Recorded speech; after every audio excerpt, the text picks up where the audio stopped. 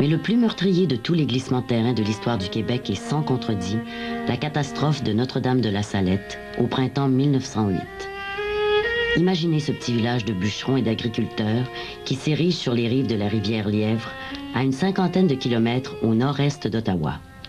Le 26 avril 1908, entre 4 et 5 heures du matin, il est pratiquement rayé de la carte. J'ai trouvé dans le quotidien montréalais La Patrie le récit de cette terrible tragédie. Voici ce qu'on y lit. L'implacable main du destin s'est abattue sur le coquet village de Notre-Dame-de-la-Salette, et la nature, qui semblait l'avoir favorisé en l'entourant d'un site merveilleux et d'un paysage aussi pittoresque, lui a brusquement cessé ses faveurs en retournant ses propres forces contre lui.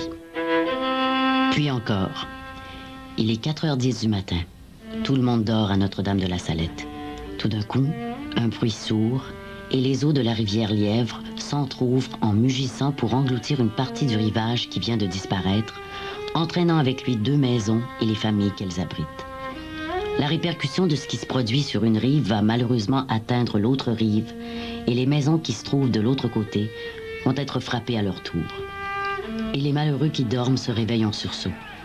Ma maison s'écroule, tout s'en va, ma femme, mes enfants, où sont-ils? Rien que des cris tout alentour.